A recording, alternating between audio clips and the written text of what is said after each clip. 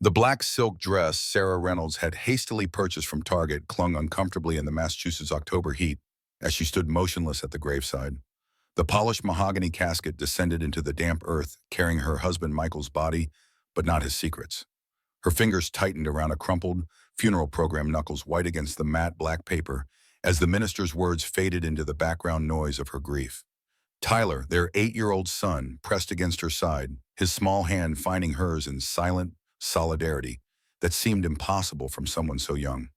On her other hip, 14-month-old, Emma squirmed in restless confusion, too young to understand that her father would never again swing her into the air with his distinctive laugh that started deep in his chest and erupted like a geyser. Two University of Chicago colleagues approached with rehearsed condolences. Their eyes held the uncomfortable mixture of pity and relief that accompanies those who stand adjacent to tragedy without being consumed by it. The anthropology department had sent flowers but not answers about why a routine archaeological survey in Montana had ended with Michael's Jeep careening off a cliff on a clear, dry afternoon. The official report called it a tragic accident, brake failure on a treacherous mountain road. But accidents don't explain the text message Michael had sent just hours before. If anything happens, check behind Moby Dick. Trust no one.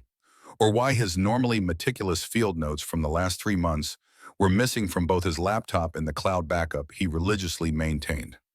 Back at their modest Chicago bungalow, the kitchen counter disappeared beneath casserole dishes brought by well-meaning neighbors. Sarah moved through the house like a ghost, tucking Tyler into bed with promises that tomorrow would feel better, knowing it was the first of many lies she would tell him in the coming months. Emma finally surrendered to sleep in her crib, tiny fists still clutching the photo of Michael that Sarah couldn't bear to remove from her grasp. In the stillness of midnight, Warren stood before the bookshelf in Michael's study, her fingers tracing the spines of his beloved classics until they found the weathered copy of Moby Dick. The book slid from the shelf with unexpected weight. She opened it to find the pages hollowed out, containing a small silver key and a folded note in Michael's precise handwriting. "The truth is at Ravenswood. Be careful who you trust. I love you more than you can know." Sarah's hands trembled as she turned the key over its antique design, unlike anything they owned. The mysteries multiplied the next morning when she attempted to pay the mortgage and discovered their joint account had been frozen, a notification citing ongoing investigation of suspicious activities as the only explanation. The bank manager avoided eye contact during her desperate visit, mumbling about orders from Reynolds Holdings and referring her to their legal department. The name struck her like a physical blow. Michael had mentioned to Reynolds only once during a late-night confession about his complicated childhood, but he had never elaborated, changing the subject whenever she pressed for details. The cascade of revelations continued that afternoon. The life insurance company requested additional documentation citing a clause for accidents under investigation. The university hesitated on releasing Michael's final paycheck. The medical bills from Emma's recent hospitalization for respiratory issues arrived marked overdue. The insurance coverage suddenly under review. Sarah's art restoration business, already struggling in the economic downturn, couldn't sustain their household alone. With mounting bills and dwindling options, she pulled Tyler from his after-school science program, canceled their streaming services, and cataloged household items that could be sold quickly on neighborhood apps. She was photographing Michael's collection of rare archaeology books when Tyler appeared in the doorway clutching a worn leather-bound notebook she had never seen before. "My teacher said we should keep a memory book about Dad," his voice small but determined. "I found this in his desk. It has stories about a castle." The journal contained Michael's meticulous sketches of an imposing Victorian Gothic mansion labeled Ravenswood Manor, alongside cryptic notes about hidden rooms, disputed ownership claims, and references to RR's systematic erasure attempts. Tucked between the pages was a newspaper clipping about Nathaniel Reynolds, Boston philanthropist and CEO of Reynolds Holdings, with Michael's handwritten note in the margin. Father Sarah's research into Nathaniel Reynolds yielded images of a distinguished silver-haired man who had died 3 years earlier. The resemblance to Michael was subtle but unmistakable in the shape of the eyes, in the distinctive cleft chin features Tyler had inherited as well. The unexpected phone call came at 7:43 the next morning. Walter Harmon introduced himself as the attorney for the Reynolds estate, his Boston accent thick even through the phone's tinny speaker. "We've recently become aware of your husband's passing. There is a small inheritance matter regarding a property in Lexington that requires your attention. Transportation and accommodations will be arranged if you can come east within the week." Sarah's hesitation evaporated as she opened the mail to find an eviction notice giving them 30 days to vacate their home. The mortgage company had accelerated their loan due to missed payments. Payments she had documentation proving were made automatically from their now frozen account. Between emergency credit card cash advances and selling Michael's rare first edition of Archaeological Methods in Practice, Sarah scraped together enough for 2 weeks of living expenses. The attorney's offer of paid transportation to Massachusetts suddenly seemed less like charity and more like survival. Tyler's excitement about flying contrasted sharply with the knot in Sarah's stomach as she packed their essential belongings into 2 suitcases and a diaper bag. Emma fussed through the security line at O'Hare, sensing the tension radiating from her mother, despite Sarah's forced smiles and soothing words. As their plane began its descent into Boston, Logan Sarah noticed a black sedan waiting on the tarmac, a man in a tailored suit holding a sign with Reynolds printed in bold letters. Her correction that their name was Reynolds, not Reynolds, was met with a tight smile and a curt, "We know exactly who you are, Mrs. Reynolds. Mr. Richard Reynolds is expecting you." The drive to Lexington passed in uncomfortable silence, the driver ignoring Sarah's attempts at conversation, while Tyler pressed his face against the window, pointing out historical landmarks he recognized from his American Revolution unit at school. Emma, exhausted from the flight, finally slept against Sarah's chest, her rhythmic breathing the only comfort in the unfamiliar situation. Lexington's historic district gave way to sprawling estates with manicured lawns and gated entrances. The sedan turned onto a private road marked Ravenswood Estate, private property, winding through dense woods that suddenly opened to reveal an imposing clearing dominated by 3 figures standing beside a Bentley and a Range Rover. Richard Reynolds stood tall and imposing in a bespoke suit that probably cost more than Sarah's annual income from art restoration. At 56, he carried himself with the rigid posture of someone accustomed to being obeyed, his steel gray hair perfectly styled despite the light breeze.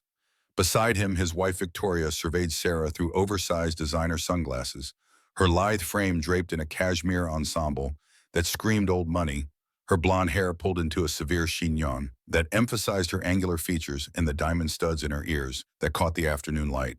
Patricia Reynolds, Richard's older sister, made no attempt to hide her disdain, her critical gaze traveling from Sarah's department store dress to the scuffed suitcases being unloaded from the trunk. Her tailored pantsuit and pearls completed the picture of Boston Brahmin aristocracy, her posture as rigid as her brother's, but with an added layer of visible contempt. The formal introductions were interrupted by Tyler's excited exclamation. "Mom, look! A real castle!" Sarah followed his pointing finger to glimpse the turrets of an immense Victorian Gothic manor visible through the trees in the distance. The momentary wonder was cut short by Richard's cold interjection. "That's Ravenswood Manor, the Reynolds family home for 6 generations. But that's not why you're here." Richard led them not toward the grand house, but down a narrow gravel path away from the main estate. After a quarter-mile walk with Sarah struggling to carry Emma in a diaper bag while Tyler helped the driver with a suitcase twice his size, they arrived at a small, dilapidated wooden structure that might generously be called a cabin.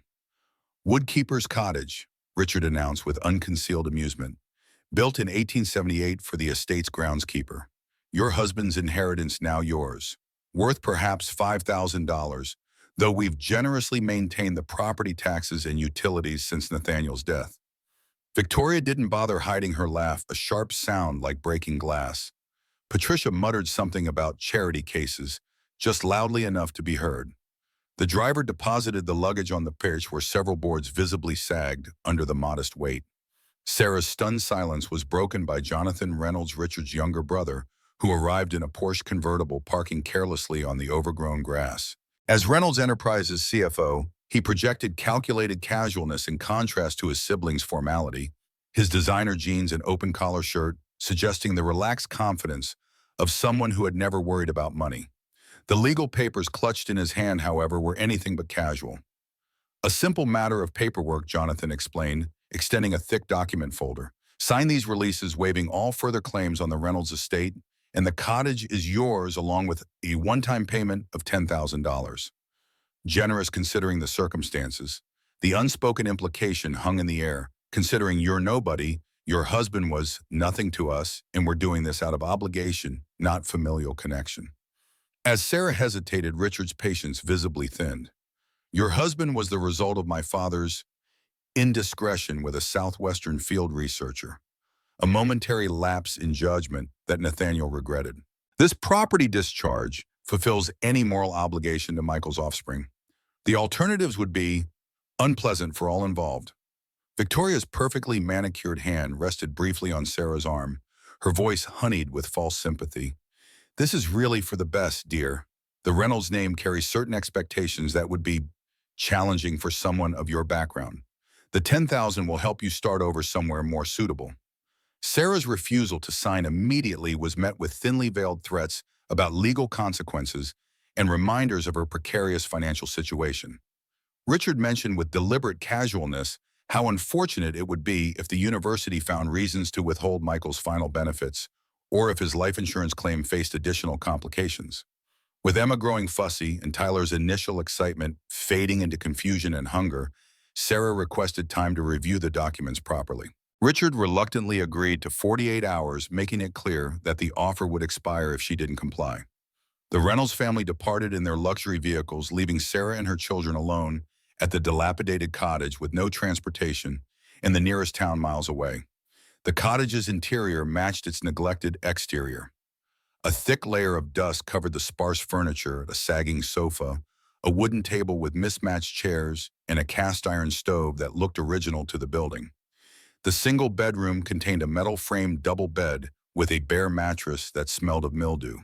The bathroom featured outdated fixtures that groaned when Sarah tested the faucet, producing rusty water that gradually cleared after running for several minutes.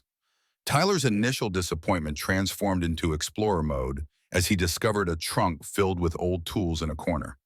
"Mom, it's like a time machine house. I bet there are secret passages too." Sarah managed a smile for his benefit while mentally calculating how long their remaining cash would last if they needed to find accommodations elsewhere. The cottage's single mercy was that the electricity worked, though the ancient refrigerator hummed ominously. A knock at the door revealed Stanley Franklin, the elderly estate caretaker, bringing basic supplies, clean linens, groceries, and a prepaid cell phone since the cottage had no landline, and Sarah's phone showed no service bars. "I've been with the Reynolds family for 52 years, Stanley explained, his weathered face revealing nothing of his thoughts on their situation. "I'll bring fresh supplies every other day, unless you need something urgent. Just press 1 on that phone, it's programmed to reach me directly." After helping make up the beds with fresh sheets, Stanley paused at the door. When Sarah asked about the main house visible through the trees, his expression closed further. "Ravenswood Manor is currently closed for renovations," he stated flatly. "The family resides primarily in Boston and uses the estate only occasionally for special events. Mr. Richard has instructed that you remain at the cottage while you're here." The unspoken boundaries were clear, but before leaving, Stanley hesitated, then spoke in a lowered voice. "Your husband visited once about 4 years ago, met with Mr. Nathaniel privately. After that, things changed around here. Started all these renovations and security upgrades. Then came the lawyers and more lawyers after Mr. Nathaniel passed." Emma's crying cut their conversation short. Sarah spent the next hour calming her daughter, who developed a troubling cough that echoed in the cottage's damp air. Tyler, initially eager to explore, grew quieter as the evening progressed, finally asking the question Sarah had been dreading. "Why don't they like us, Mom? Did Dad do something bad?" "No, honey," Sarah assured him, smoothing his dark hair so like Michael's. "Your dad was a good man who was trying to learn about his family. Sometimes grown-ups have complicated feelings about the past." She tucked both children into the bedroom, taking the lumpy sofa for herself rather than crowd the small bed. Sleep proved elusive as Sarah reviewed the legal documents by the weak light of a table lamp. The language was deliberately intimidating, full of clauses about comprehensive release of all claims and permanent waiver of rights to Reynolds' assets, properties, and interests. One section particularly caught her attention: acknowledgement that no matrimonial connection existed between Nathaniel Reynolds and Elizabeth Harlow. The name struck her, Elizabeth Harlow. Michael had mentioned his mother was an archaeologist who died in a field accident when he was young, but Sarah realized she'd never known her mother-in-law's full name. Michael had been raised by his maternal grandmother in Arizona with no contact from the Reynolds family until shortly before Nathaniel's death. A sharp gust of wind rattled the cottage windows, and the old building creaked ominously. Sarah wrapped herself in a musty throw blanket, her mind racing through possibilities. The $10,000 would provide temporary relief, but not security. The cottage, despite its poor condition, represented their only tangible asset now that their Chicago home was being foreclosed upon. The financial reality was bleak, but something deeper troubled her: the calculated cruelty of the Reynolds family, the missing research notes, Michael's warning text, and the key hidden in the book. These weren't the actions of someone worried about a minor inheritance. Michael had discovered something significant, something worth hiding, possibly something worth killing for. Emma's coughing worsened around midnight. In the small bathroom, Sarah ran the shower on hot to create steam, sitting on the closed toilet with Emma in her arms, rocking gently while the child's breathing gradually eased. The condensation revealed previously invisible water stains on the ceiling and walls, evidence of past leaks or flooding. When Emma finally slept deeply enough to be laid down, Sarah continued her examination of the cottage. The main room's stone fireplace dominated the space, its massive construction seeming disproportionate to the humble building. Running her hands along the rough stones, Sarah noticed one near the floor that shifted slightly under pressure. Curiosity overcoming exhaustion, she pried at the loose stone until it slid free, revealing a small hollow space behind. Inside was nothing but decades of dust and a single tarnished coin that appeared to be from the early 1900s. Disappointed but intrigued, Sarah continued examining the fireplace, finding several more stones with similar hollows, all empty, except for one containing a rusted key that disintegrated when she attempted to remove it. The cottage gradually surrendered its secrets as Sarah methodically inspected every inch. Behind the refrigerator, she found a child's drawing, yellowed with age, depicting stick figures labeled Mom, Dad, and Me, standing before a house with improbably large towers. In the bedroom closet behind a loose baseboard, she discovered a small leather pouch containing a woman's wedding ring and a lock of dark hair tied with faded ribbon. Most significantly, under the sagging sofa, Sarah found a business card from Morgan Historical Consultants. With a handwritten note on the back, RM can verify the provenance. East Wing, 3rd floor, Blue Room. Dawn broke with Emma's fever spiking dangerously. The prepaid phone showed only 1 bar of service, but Stanley answered immediately, arriving within 20 minutes to drive them to the nearest urgent care clinic. The doctor diagnosed Emma with acute bronchitis, exacerbated by mold exposure, prescribing antibiotics, and advising against returning to the damp environment of the cottage. Sarah's explanation of their situation resulted in the doctor making a call to a local women's shelter, but Stanley intercepted this, assuring them he would arrange better accommodations at the estate's gardener's residence, which had been recently renovated. Richard won't be pleased, he admitted, but I answer to my conscience first. Been here longer than Mr. Richard has been alive. The gardener's cottage proved to be a substantial improvement, a modern 2-bedroom structure with clean furnishings and functioning appliances.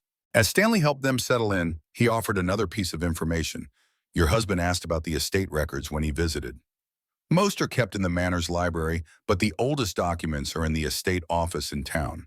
Miss Patricia handles those. Tyler, recovering his spirits in the comfortable surroundings, recounted one of Michael's bedtime stories about a prince who was sent away from his castle and had to solve riddles to reclaim his heritage. Dad said it was based on a true story about our family, he insisted. There was a special key that opened a secret room with all the answers. The key from Moby Dick suddenly felt heavier in Sarah's pocket. Once the children were settled with lunch, she asked Stanley if he might take her into town for essential supplies and medications. Though initially reluctant, he agreed after seeing Emma's condition, but insisted she be back before the family returned from Boston that evening. Lexington's historic district housed the Reynolds estate office in a stately colonial building. Sarah had no plan to gain access, but found unexpected fortune when the only person present was a young intern who assumed she was the art appraiser scheduled to evaluate some paintings. Before the misunderstanding could be clarified, Sarah was led into a climate-controlled records room and left alone to examine the collection.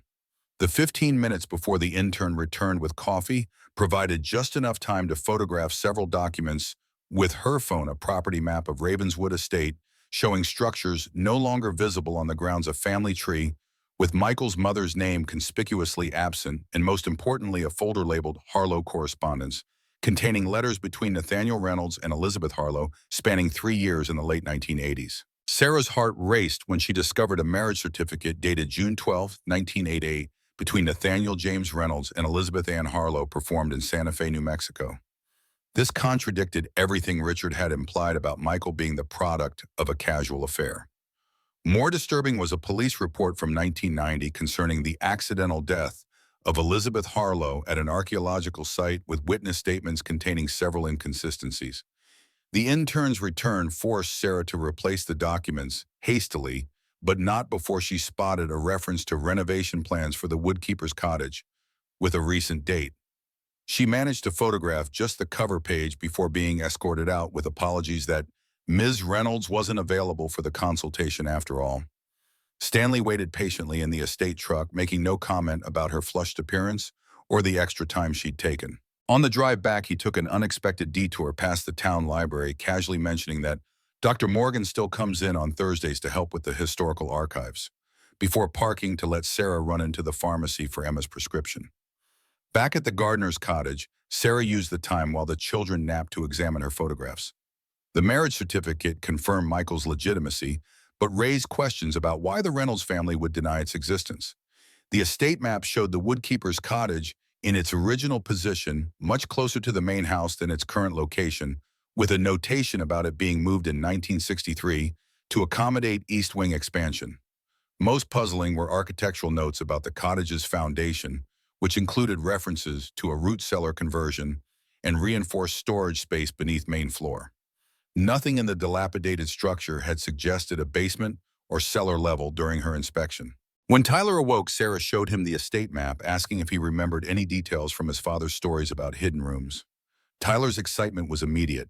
Dad said there was a secret library under the floor where the first Reynolds hid important papers during the Revolutionary War. He said only the true heir could find it with a special key. The connection to the key from Moby Dick seemed obvious, but its purpose remained unclear. Sarah's attempt to research Dr. Rebecca Morgan from the business card yielded results through the town library's website.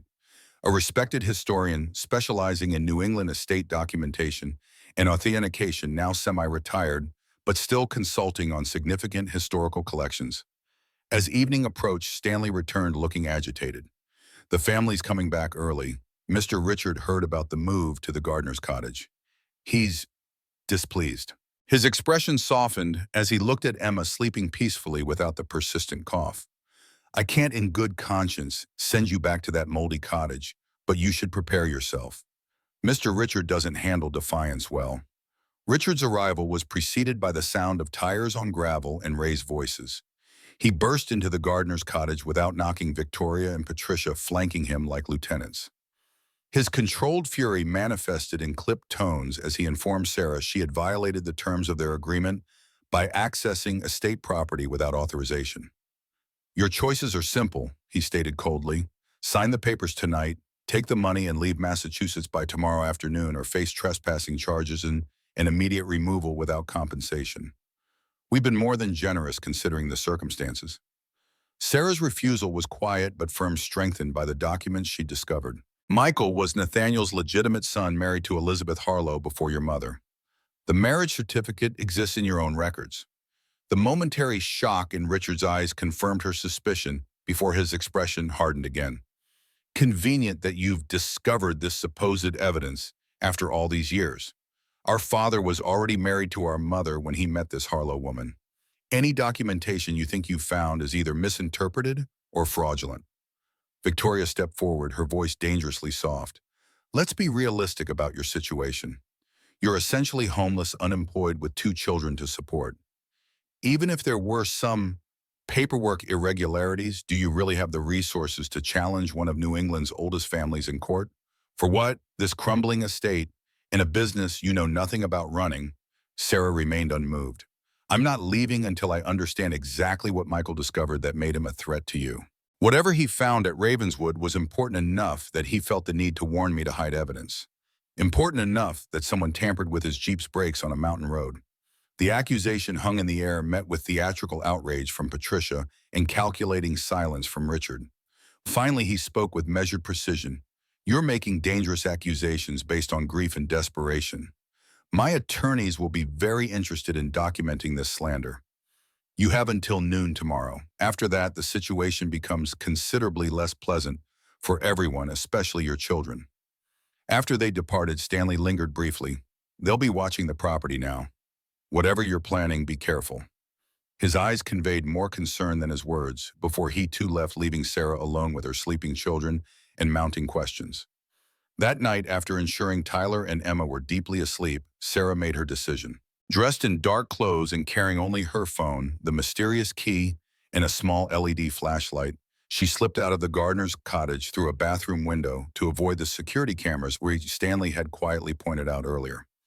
The quarter-mile walk to the woodkeeper's cottage required careful navigation through the wooded estate, avoiding the main paths where security lights illuminated the grounds. The cottage stood dark and foreboding in the moonlight, its dilapidated structure somehow more menacing at night. Using the key from Moby Dick, Sarah unlocked the cottage door, wincing at the creaking hinges. Inside, she methodically examined the uneven floorboards in the main room, tapping and pressing until her fingers found a section near the fireplace that sounded different. Closer inspection revealed nearly invisible seams forming a rectangular outline, approximately 3 feet by 4 feet. The key didn't fit any visible lock, but when Sarah pressed firmly on one corner of the rectangle, the opposite corner rose slightly. Inserting her fingers into the gap, she pulled upward, revealing a hinged section of flooring. Beneath was not the shallow crawl space she expected, but a stone staircase descending into darkness. Sarah's heartbeat thundered in her ears as she directed her flashlight down the stairs. The beam revealed a chamber roughly 15 feet square with a vaulted ceiling, its walls lined with metal shelving containing document boxes, leather-bound volumes, and what appeared to be rolled architectural plans. A wooden table occupied the center, its surface covered with a layer of dust disturbed by patterns suggesting someone had recently examined items there. Descending carefully, Sarah approached the table first. A leather portfolio lay open containing what appeared to be original property deeds and land grants dating to the 1850s. Beside this, at a metal strongbox with a combination lock, its surface free of dust indicating recent handling. The shelves yielded more historical treasures, correspondence between Augustus Reynolds and prominent historical figures, original architectural plans for Ravenswood Manor, showing substantial differences from its current configuration, and ledgers detailing business transactions spanning more than a century.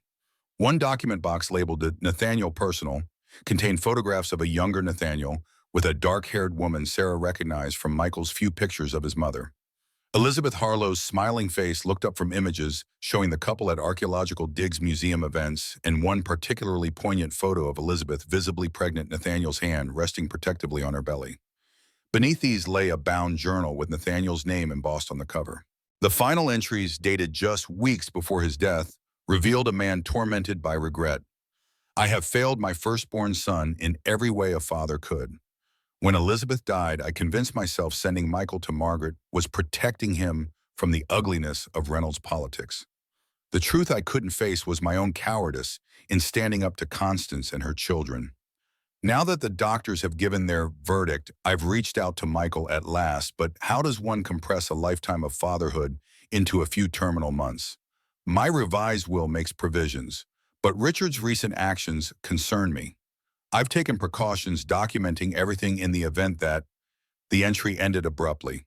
Several pages had been torn out, the jagged edges still visible in the binding. A separate folder contained legal correspondence between Nathaniel and his personal attorney, not the Reynolds family lawyer, discussing revisions to his will that would recognize Michael's rightful position and correct the historical record regarding his marriage to Elizabeth. The most recent letters express concern that certain parties have been accessing your private files and recommended securing important documents in the traditional Reynolds repository. As Sarah photographed these revelations, a final discovery nearly stopped her heart. A thin file labeled Elizabeth Accident Investigation contained a private investigator's report commissioned by Nathaniel shortly before his death. The investigator had interviewed witnesses who changed their original statements, uncovered evidence of tampering with Elizabeth's climbing equipment, and most damningly found financial transactions linking Richard Reynolds to payments made to the excavation site foreman shortly after Elizabeth's accident. The last page bore Nathaniel's handwritten note, "Confirmation of my worst fears. Richard must be confronted. Documentation secured with Marcus for safekeeping. Below this, in different handwriting that Sarah recognized as Michael's, Marcus Bennett father's Harvard roommate, now at Boston University History Department. Sarah's hands shook as she carefully replaced the documents, ensuring everything appeared undisturbed. The implications were staggering, not just a denied inheritance, but a deliberate erasure of Michael's legitimacy, possibly his mother's murder, and the lengths Richard might go to protect these secrets. The sound of a vehicle on the gravel path outside froze Sarah in place. Through the cottage's grimy windows, headlights swept the yard as a security patrol made its rounds. She quickly closed the hidden door, ensuring it seated properly before slipping out the back entrance and into the woods. The return journey to the gardener's cottage proved more challenging as clouds obscured the moon. Sarah nearly collided with a security guard, making rounds near the main gardens, forcing her to take a circuitous route that added precious minutes to her journey. She had just slipped back through the bathroom window when headlights illuminated the cottage's front windows. Voices approached Richard's distinctive commanding tone, accompanied by the lower rumble of security personnel. Sarah barely had time to change out of her dirt-smudged clothes and slip into bed beside Emma before the front door opened. The bedroom door creaked open, moments later light from the hallway silhouetting Richard's imposing figure. Sarah feigned sleep, maintaining deep, regular breathing as he stood watching silently. After what seemed an eternity, he withdrew, but not before she heard his quiet instruction to someone in the hallway: maintain surveillance through the night. If she attempts to access any part of the estate again, detain her. The documentation cannot leave the property under any circumstances. Morning brought renewed hostilities. Richard arrived at 9, accompanied by Jonathan and a man introduced as Howard Gillespie from Reynolds Legal Affairs. Their offer remained unchanged, though the deadline had been extended to 5 p.m. due to consideration for the children's health situation. Sarah countered with the truth: I know about Michael's legitimacy, the hidden documents, and Nathaniel's revised will.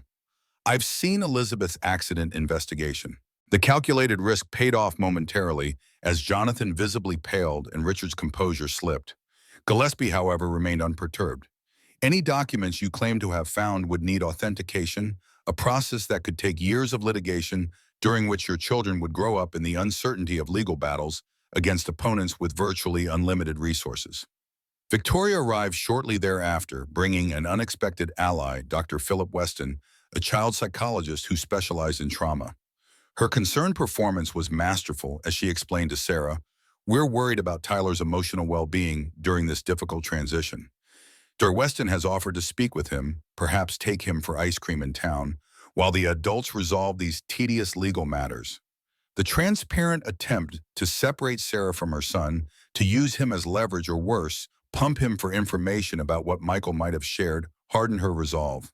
Her firm refusal led to thinly veiled threats about evaluating the children's living situation and ensuring they were in a stable environment, though by afternoon the psychological warfare escalated.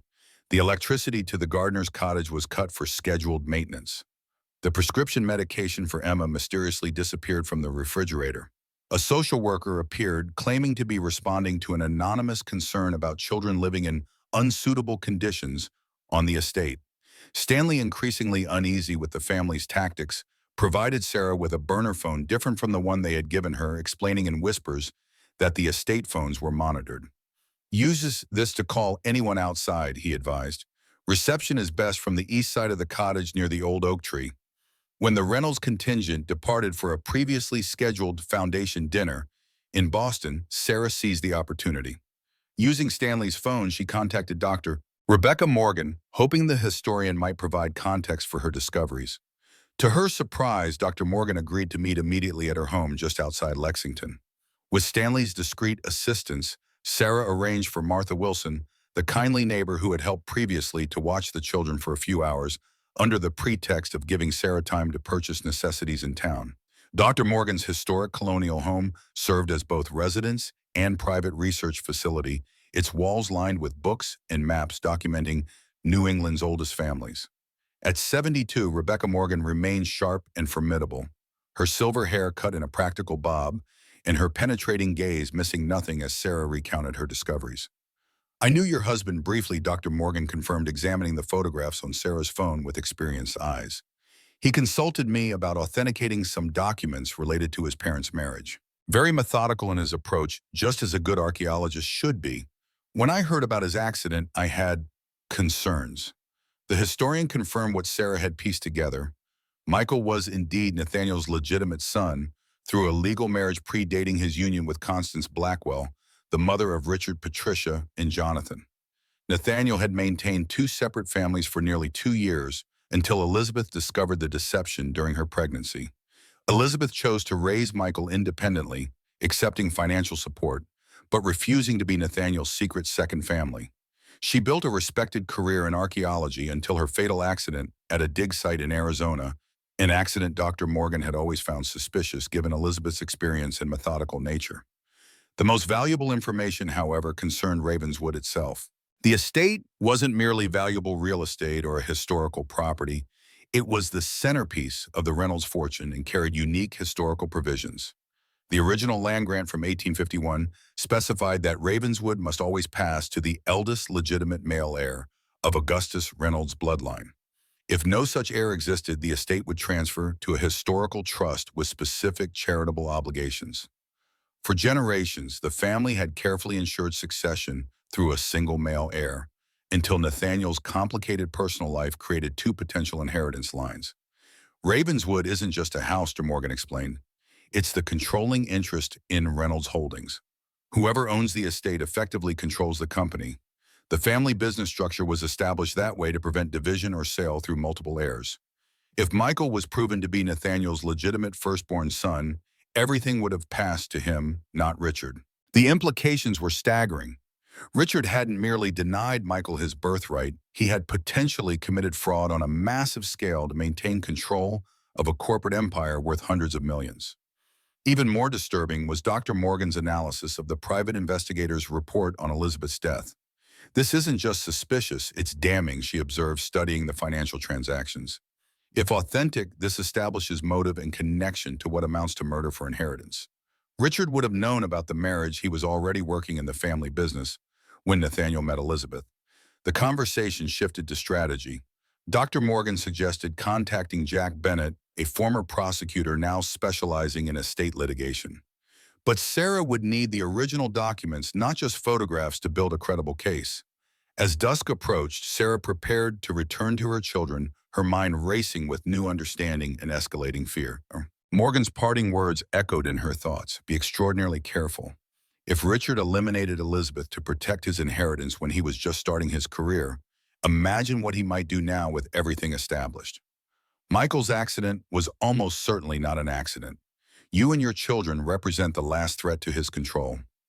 The return to Ravenswood revealed an estate in unusual activity. Security vehicles patrolled the grounds and lights blazed from windows that had previously been dark.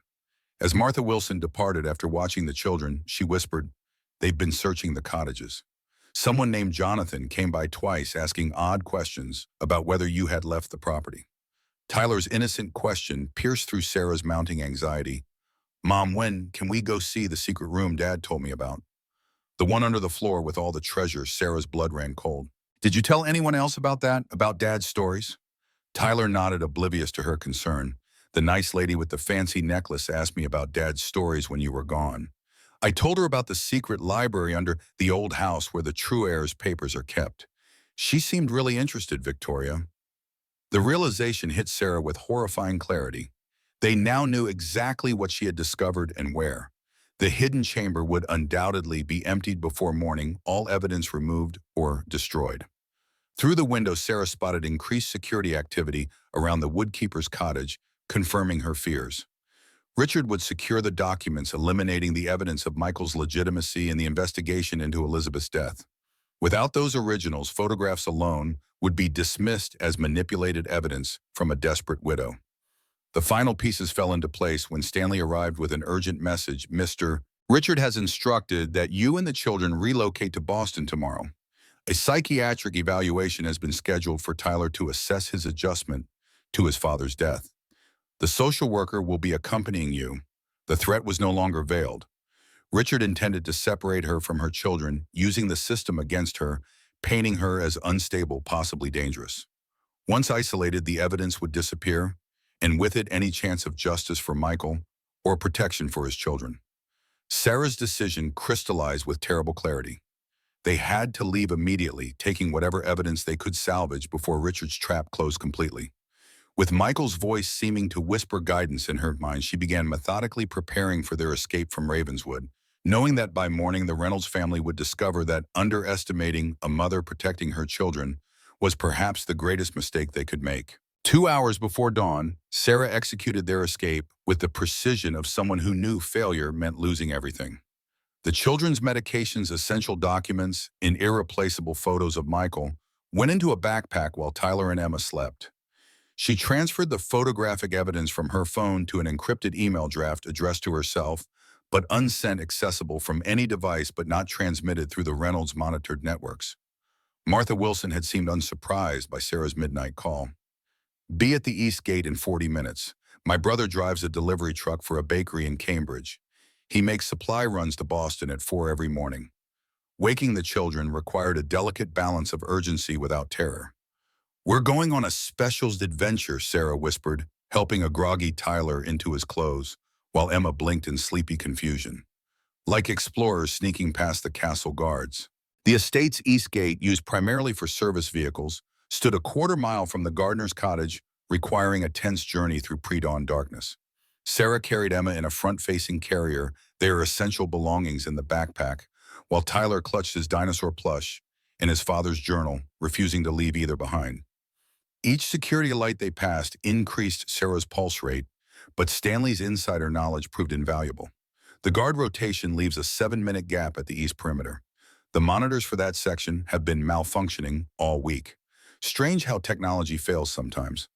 The delivery truck arrived precisely on schedule, Martha's brother Cal offering no questions beyond "Boston Marriott work for you." Sarah's nod sealed their departure from Ravenswood as the truck rumbled through dawn-empty streets, leaving behind the estate's manicured perfection for the uncertain freedom of the city. By 6:30, they had checked into the downtown hotel using Sarah's maiden name and the emergency credit card she maintained separately from their frozen accounts. Emma's medication schedule required immediate attention, while Tyler's growing questions demanded increasingly complex answers. "Why are we hiding, Mom? Are those people trying to take Dad's treasure? Will they hurt us?" The truth formed itself into child-appropriate portions. "Some people want to pretend your dad wasn't who he really was. They want to take away what he left for you and Emma. We need to find someone who can help us prove the truth." Their hotel room became command central as Sarah placed careful calls from the hotel's landline rather than their traceable cell phones. De Morgan connected her with Jack Bennett, whose reputation as a former prosecutor specializing in estate litigation came with a reassuring track record of cases against powerful interests. His office agreed to a meeting at 11, leaving Sarah time to establish their immediate security. She purchased prepaid phones from a convenience store, left the hotel briefly to mail memory cards containing photo evidence to a post office box Dr. Morgan provided, and used the hotel business center to print critical files while Tyler and Emma watched morning cartoons. Jack Bennett's downtown office occupied the 10th floor of a glass tower overlooking Boston Harbor, its understated elegance speaking to success without flaunting wealth. At 61, Bennett carried himself with the quiet confidence of someone who had faced down intimidation throughout his career. His salt and pepper beard framed a face lined with experience rather than age, and his eyes missed nothing as Sarah explained their situation, while Tyler colored quietly in the corner and Emma napped in her carrier. "Michael consulted Miho about 8 months ago," Bennett confirmed, reviewing the evidence Sarah presented. "He was methodical, gathering documentation before making accusations. Smart man. He suspected Richard's involvement in his mother's death but needed proof before proceeding. The most valuable information came when Bennett disclosed his history with the Reynolds family. I prosecuted Jonathan 10 years ago for securities fraud. The charges were ultimately reduced in a plea deal, but I've tracked their business practices since. Reynolds Enterprises operates through a complex web of holding companies, trusts, and offshore accounts, textbook billionaire tax avoidance, with some genuinely questionable transfers buried in the legitimate structures." Bennett's legal assessment offered both hope and caution.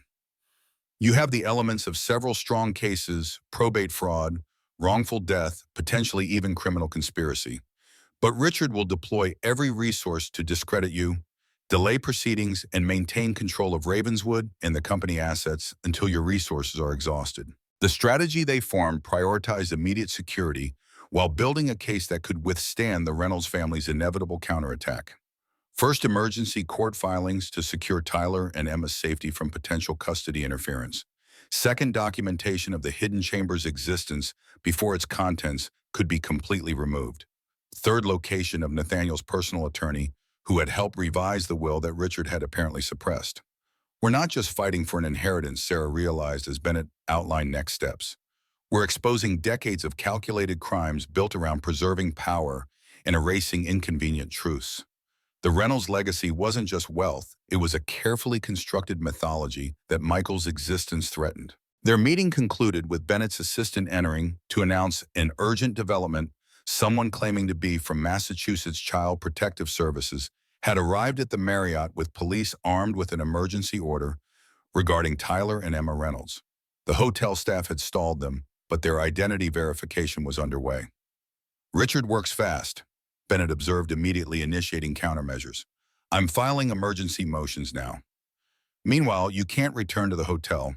My investigator will retrieve your belongings discreetly. You'll need a secure location until the emergency hearing tomorrow morning.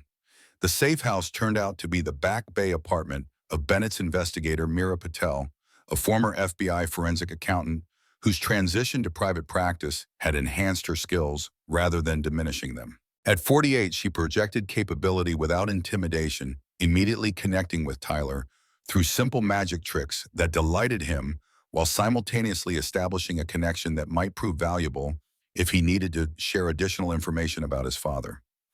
Meera's efficiency in establishing their security perimeter was matched by her insights into the Reynolds financial empire. I've been mapping their network for 3 years, she explained, displaying wall charts showing interconnected companies, foundations, and trusts. Ravenswood isn't just a historic estate, it's the linchpin of their corporate structure. According to the original charter, whoever controls the property controls a 51% voting interest in Reynolds Holdings, regardless of actual stock ownership percentages.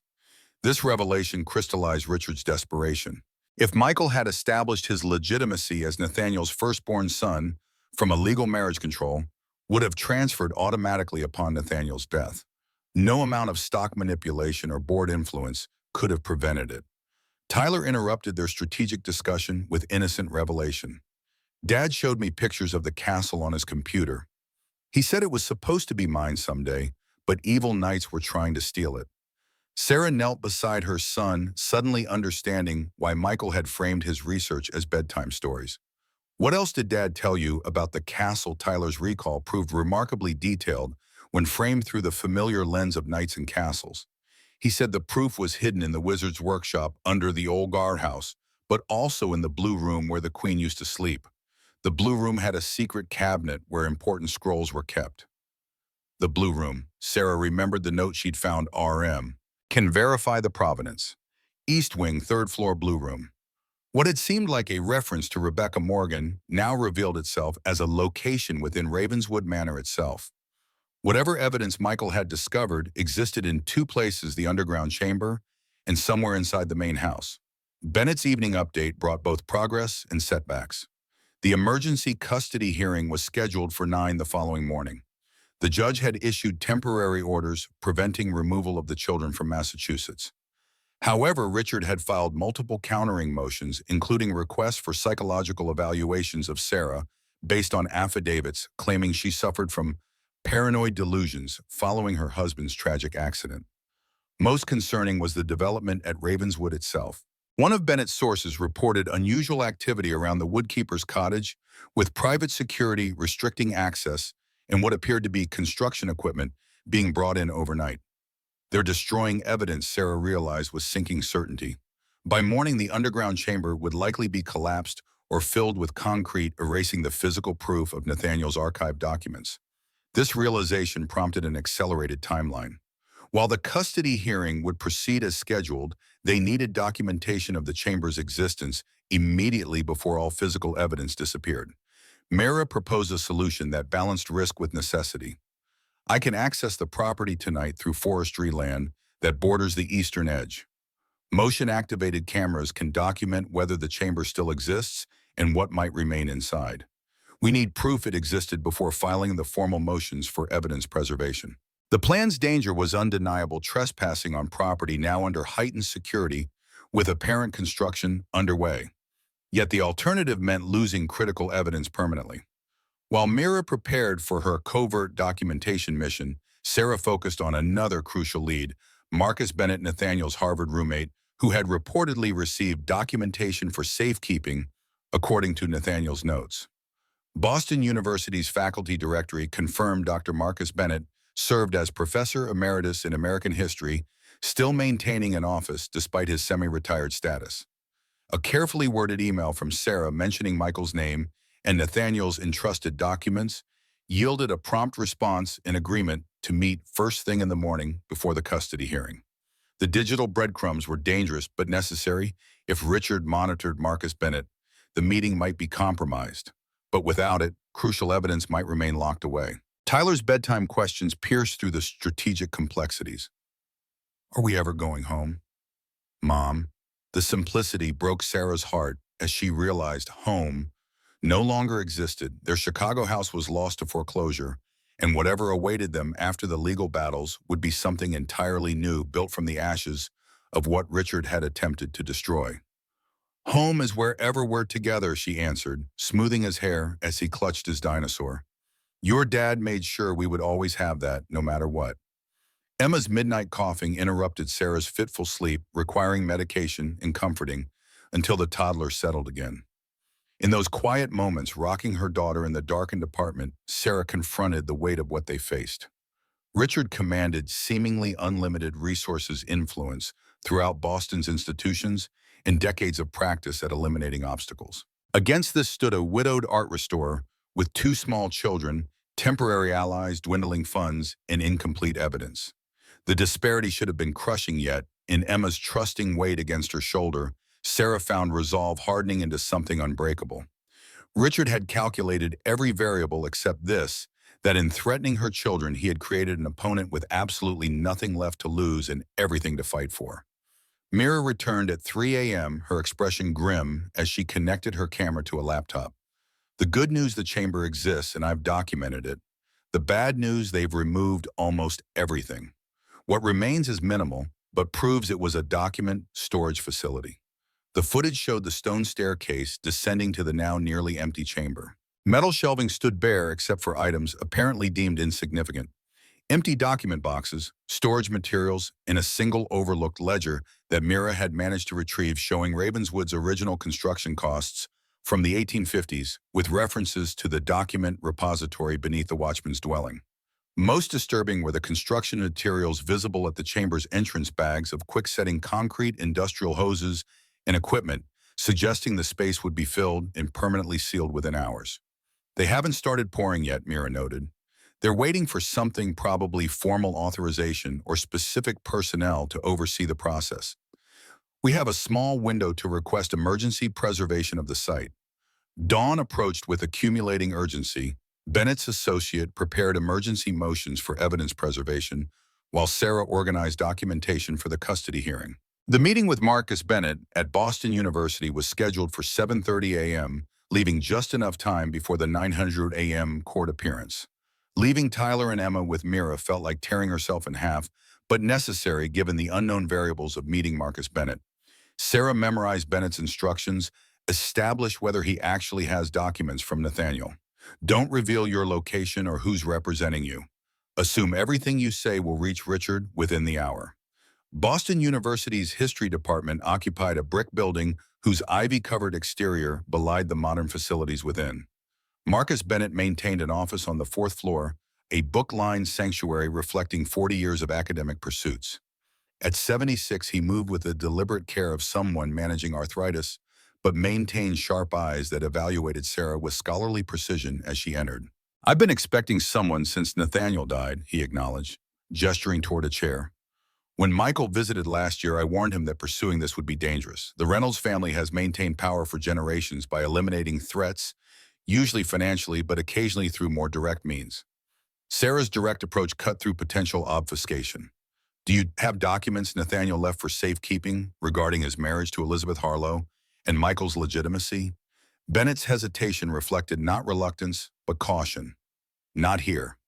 After Michael's first visit, I secured everything in a safety deposit box requiring dual access mine and my attorney's.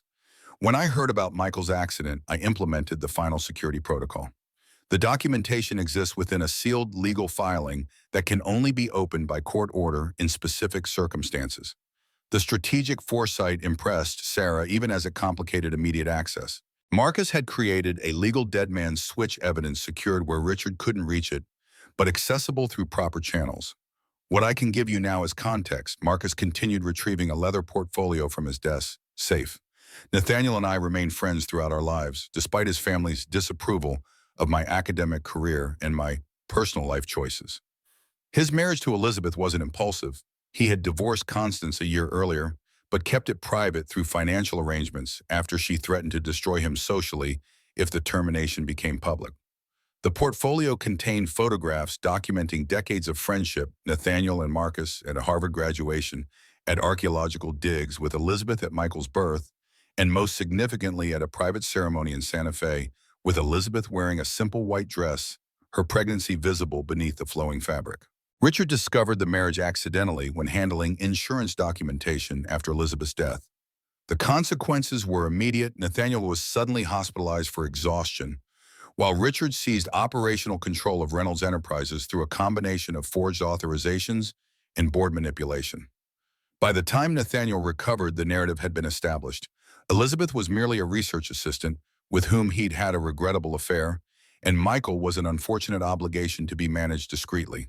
Marcus's testimony provided crucial context, but also revealed the pattern of Richard's methods: manipulation of medical situations, documentation, forgery, and strategic narrative control, exactly the techniques now being deployed against Sarah. The conversation concluded with Marcus's sobering assessment. You're facing someone who has eliminated obstacles for 30 years without consequence. Your advantage is that Richard believes wealth and connection make him invulnerable. In that arrogance lies his vulnerability. The Reynoldses have always underestimated those they consider beneath them. Sarah departed with renewed understanding, and Marcus's promise to appear as a witness once formal proceedings began. The morning traffic complicated her journey to the courthouse, each delay amplifying anxiety about the impending custody hearing. Richard would undoubtedly appear with overwhelming legal representation and carefully crafted testimony from concerned professionals who had spent minimal time with Tyler and Emma. The courthouse steps confirmed her fears. Richard, Victoria, and Patricia ascended simultaneously from 3 separate luxury vehicles, flanked by a phalanx of attorneys carrying premium leather briefcases.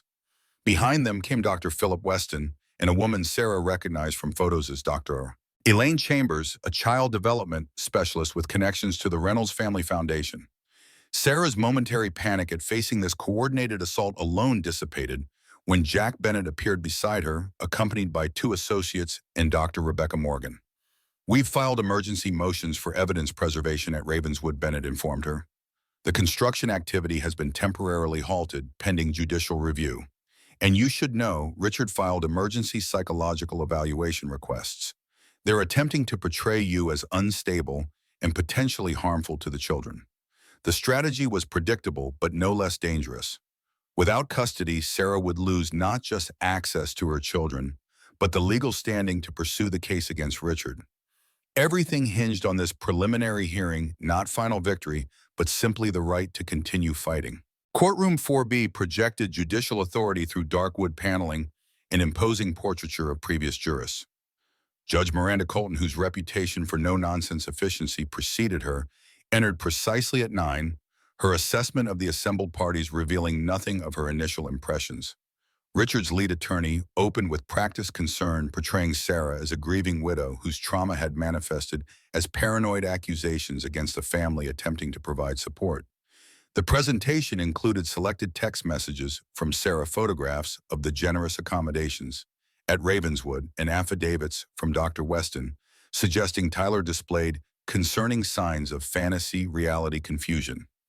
After sessions where Sarah allegedly encouraged delusional narratives about hidden treasures and secret conspiracies. Most damaging was the social worker's report, clearly influenced by Reynolds' connections describing the children's removal from the hotel as reckless endangerment and Sarah's use of aliases as evidence of potential flight risk. When Richard himself took the stand, his performance balanced righteous indignation with practiced compassion. I understand grief can manifest in unexpected ways. We've offered every support to Michael's widow and children, including accommodation, financial assistance, and access to therapeutic resources. Our concern is solely for Tyler and Emma's well-being during this unstable period. Victoria's testimony painted Sarah as increasingly erratic, describing incidents at Ravenswood with calculated embellishments that transformed Sarah's evidence gathering into suspicious behavior. She noted particular concern about Sarah, filling Tyler's head with elaborate fantasies about secret rooms and hidden documents that were clearly manufacturing false memories to support unfounded inheritance claims. By mid-morning, the Reynolds narrative had coalesced into a seemingly coherent picture: a psychologically fragile widow, manufacturing conspiracy theories and endangering her children through unstable behavior, contrasted against a concerned, wealthy family offering security and support. Sarah's anxiety peaked when Bennett whispered an unexpected development: "Our key witness just arrived. Don't react when you see him." The courtroom doors opened to admit Stanley Franklin, the Ravenswood caretaker, accompanied by a woman Sarah recognized from photographs as Emma Reynolds, Jonathan's ex-wife. Their appearance visibly unsettled Richard, whose composed facade cracked momentarily as he leaned urgently toward his attorneys. Bennett's counteroffensive began methodically. Rather than directly attacking Richard's character, he established factual inconsistencies in the Reynolds testimony, highlighting discrepancies between the social worker's report and documented events. The preliminary foundation laid, he called his first unexpected witness. Stanley Franklin's 52 years of loyal service to the Reynolds family gave his testimony particular weight as he described the actual conditions of the woodkeeper's cottage compared to the accommodations depicted in Richard's evidence photos. Most damaging was his account of Emma's respiratory distress and Richard's subsequent anger, not at the unhealthy conditions, but at Stanley's decision to move the family to safer housing. "I've served 3 generations of Reynolds masters," Stanley stated, his weathered hands gripping the witness stand. "Mr. Nathaniel would be ashamed of how his grandchildren have been treated. The cottage was never intended for human habitation. After the flood damage in 2017, it was scheduled for demolition until recently." Dr. Rebecca Morgan provided expert historical context establishing the significance of Ravenswood within the Reynolds corporate structure and the inheritance protocols that would have made Michael the controlling inheritor had his legitimacy been recognized. Her academic credentials neutralized attempts to dismiss her as biased, particularly when she produced historical documents showing the marriage customs of prominent Boston families and the legal recognition of marriages performed in other states. The momentum shifted decisively with Emma Reynolds' testimony. As Jonathan's ex-wife and mother to his teenage daughters, she had intimate knowledge of Reynolds' family dynamics and financial operations. Her detailed account of Richard's reaction to Michael's initial contact with Nathaniel years earlier contradicted his claimed compassionate concern. Richard became obsessed with monitoring all communication between them, Emma revealed. After their first meeting, Richard initiated a complete financial review of Nathaniel's accounts, restricted his travel, and began replacing Nathaniel's long-standing staff with people loyal to Richard. The changes accelerated after Nathaniel's cancer diagnosis, culminating in what Richard called succession planning, but was actually a systematic transfer of control before Nathaniel could formalize Michael's position. Most damaging was Emma's documentation of conversations where Richard explicitly discussed strategies to prevent Michael from claiming his birthright. She had preserved text messages, emails, and recorded conversations initially as protection during her contentious divorce from Jonathan, but now serving as evidence of Richard's calculated campaign against Michael's inheritance rights. Judge Colton's increasing attention to these revelations manifested in pointed questions that cut through the attorney's objections. The momentum had shifted, but Richard's team launched their counterattack through Dr. Weston's professional testimony about Tyler's concerning statements regarding secret rooms, hidden documents, and his father's stories about evil people trying to steal his inheritance. "The child is clearly conflating fantasy with reality," Weston asserted with clinical authority. These delusions appear to have been encouraged, if not originated by Mrs. Reynolds, as part of an elaborate narrative to support financial claims against the family. The psychological assessment threatened to undermine everything until Bennett played his final card, calling Meera Patel to the stand. Her credentials as a former FBI forensic investigator established immediate credibility as she presented the photographic and video evidence from the chamber beneath the woodkeeper's cottage, documenting both its existence and the active efforts to destroy it through concrete filling. The footage clearly showed construction equipment materials for permanently sealing the chamber and the remnants of what had been an extensive document archive. Most damaging was time-stamped security video showing Richard personally supervising the removal of document boxes from the cottage at 2:17 a.m. the previous night, hours after being served with the emergency preservation motions. Judge Colton's patience visibly thinned as she reviewed the evidence of ongoing document destruction. Reynolds, would you care to explain why construction equipment was brought to this location at midnight, specifically targeting an underground chamber containing historical documents relevant to these proceedings? Richard's composed facade finally fractured, revealing the calculation beneath. The property requires structural reinforcement due to age and water damage. Any documents removed were standard business records being properly archived at our corporate headquarters.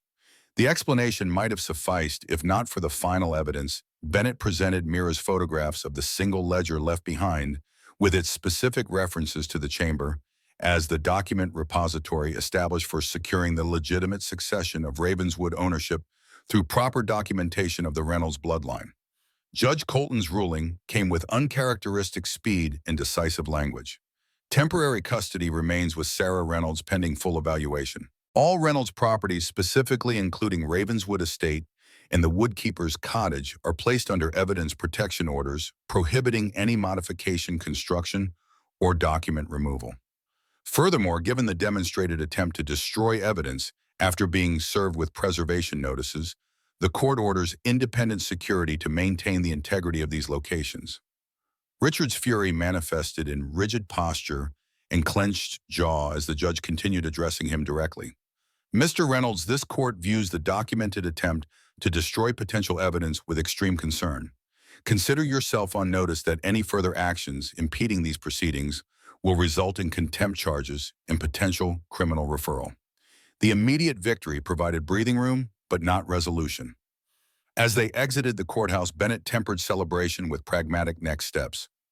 We've secured the children's safety and prevented further evidence destruction.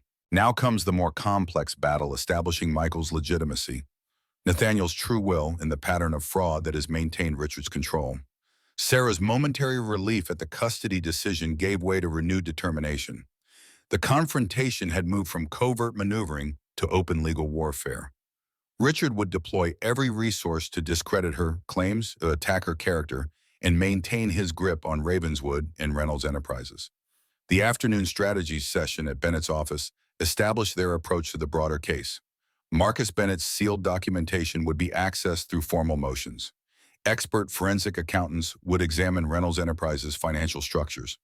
Most critically, they would pursue expedition of the probate fraud claims to prevent Richard from using delay tactics to exhaust Sarah's limited resources.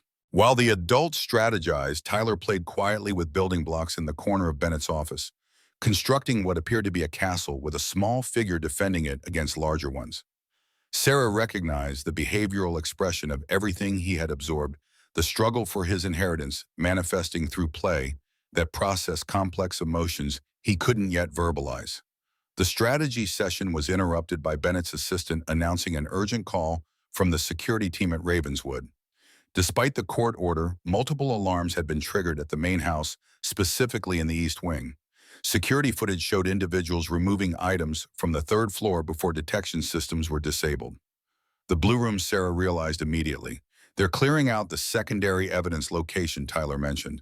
Bennett's emergency call to Judge Colton resulted in immediate law enforcement dispatch to Ravenswood, but the 70-minute response time virtually guaranteed the evidence would be removed before authorities arrived. The simultaneous alert to their independent security team might mitigate some losses, but Richard's desperation had clearly escalated following the morning's court defeat. This accelerated timeline concerns me, Bennett admitted once the immediate responses were initiated. Richard is acting with increasing recklessness. These aren't the calculated moves of someone confident in their position. They're the desperate actions of someone who knows their house of cards is collapsing. The security breach at Ravenswood necessitated immediate reevaluation of their own safety protocols.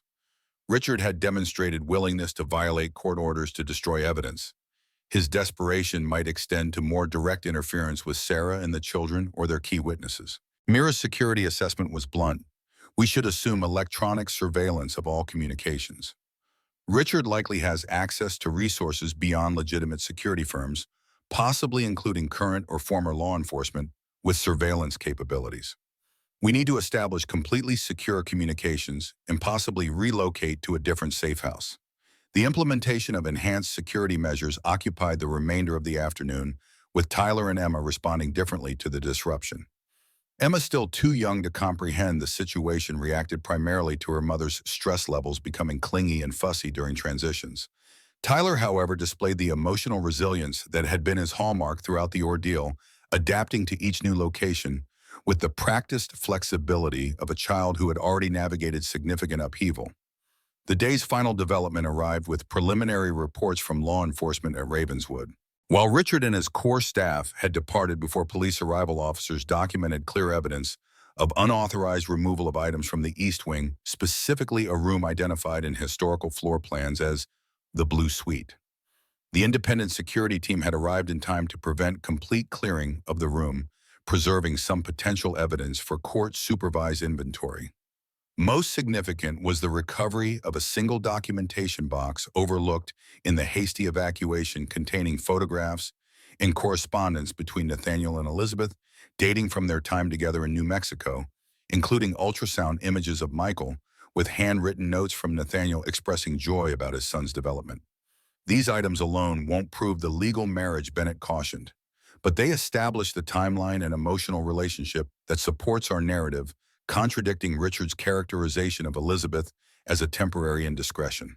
The evening news carried the first public reporting of the case, with business channels focusing on the potential corporate implications of a succession challenge to Reynolds Enterprises.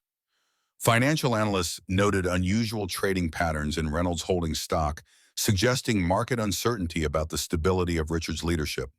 While Tyler and Emma slept in the newly secured apartment Mira had arranged, Sarah reviewed the case documentation with Bennett and his team, identifying key vulnerabilities and strengths. The emerging strategy focused on three parallel tracks: probate court proceedings to establish Michael's legitimate status as Nathaniel's heir, civil action against Richard personally for fraud and interference with inheritance, and careful documentation for potential criminal referrals regarding evidence tampering and financial crimes. Throughout the strategies session, Sarah found herself continually checking on the children, each glance at their sleeping forms reinforcing her resolve. In Tyler's peaceful expression, she saw Michael's profile, the same determined set of jaw, the same slight furrow between his brows, even in sleep. Emma clutched the photograph of Michael that had become her transitional object, tiny fingers curled around the image of a father she would know only through stories and memories preserved by others. Bennett noticed Sarah's distraction and offered unexpected personal insight. "I had a case early in my career, much smaller stakes but similar dynamics. Family wealth, disputed inheritance, powerful interests aligned against a seemingly outmatched opponent. The difference maker wasn't legal strategy or even evidence quality. It was simple endurance, outlasting opponents who believed their resources made victory inevitable." The observation crystallized something Sarah had been unconsciously processing. Richard's acceleration suggested not strength, but vulnerability, fear that his careful constructs were disintegrating. Each desperate action created new evidence, new witnesses, new vulnerabilities in the facade of Reynolds' respectability. Morning brought confirmation of this assessment through news that Jonathan Reynolds had been hospitalized following what his wife described as a complete breakdown, during which he had destroyed his home office and made concerning statements about family secrets. Though details remained protected by medical privacy, the timing suggested the pressure of recent events had fractured the united front Richard had carefully maintained. The probate court proceedings began with procedural filings and immediate counter motions from Richard's legal team attempting to delay substantive hearings. Judge Eleanor Harrington, known for her meticulous approach to complex estate matters, set an aggressive scheduling order that limited delaying tactics while ensuring proper procedural protections. The case's public dimension expanded as financial media began examining Reynolds Enterprises' corporate structure, revealing the unusual centrality of Ravenswood Estate to the controlling interests. Business analysts questioned the sustainability of a modern global corporation governed by antiquated inheritance provisions tied to physical property rather than standard corporate governance. Richard's public response came through carefully worded statements from Reynolds Enterprises' communications department characterizing the situation as unfortunate claims from a grieving family receiving appropriate, compassionate support, while assuring shareholders of uninterrupted business operations and leadership continuity. The controlled narrative began unraveling when Patricia Reynolds unexpectedly contacted Bennett requesting a private meeting without Richard's knowledge.